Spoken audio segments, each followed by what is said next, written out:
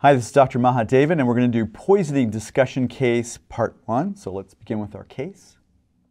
Get out of here! All right, Shooty, you're late. Come on, 8 o'clock. Yeah, well, it's 8:04. What do we got?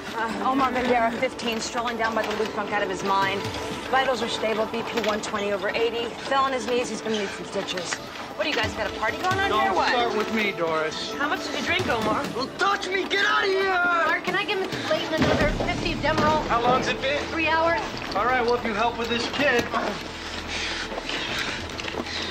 All right, on my count. 1, 2, 3. Whoa, let me down! Buckle him up tight, he got out of ours. Party on.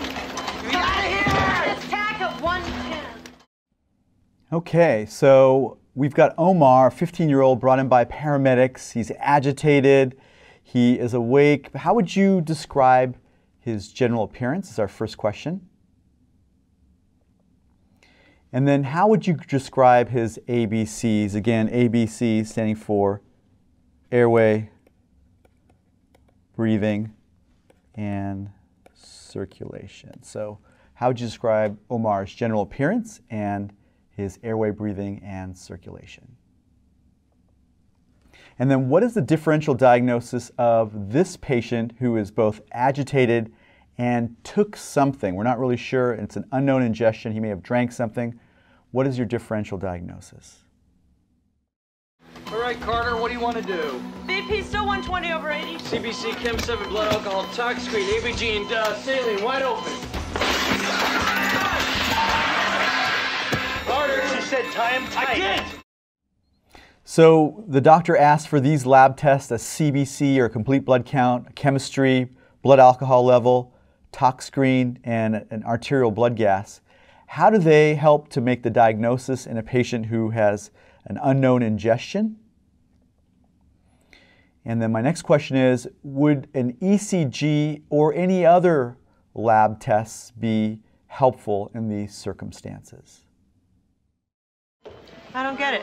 He's still altered, but his tox screen's negative. It's a P. Ethanol. None detected. pH. 7.30. Omar, what'd you drink? Gotta pee. Omar. Gotta pee. Go ahead and pee, Omar. There's a tube in your bladder. Okay, so Omar's alcohol level is undetected and his pH is 7.3. Patient has an anion gap acidosis and altered mental status. What are some things that could cause both altered mental status and an anion gap acidosis? Okay. Let's say he has a gap. Methanol, uremia, DKA, ethylene glycol. Think you drank antifreeze? Gotta rule it out. All right. Get a Woods lamp. So what is ethylene glycol poisoning is our first question. And how would you diagnose this? How would you make the diagnosis of ethylene glycol poisoning? Mark? Bingo on Omar.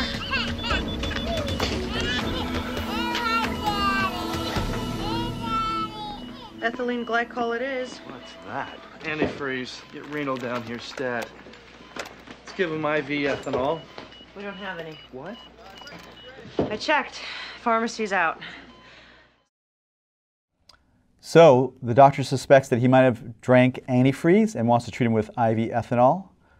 Why does he want a renal consult? Why does he want to speak with the kidney specialist if he's worried about ethylene glycol?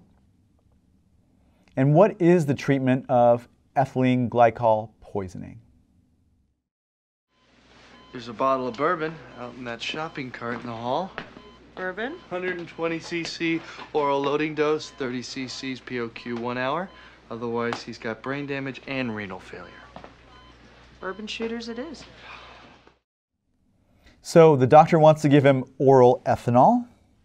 Would that work for this kind of poisoning? And what other poisoning can you use oral ethanol to treat?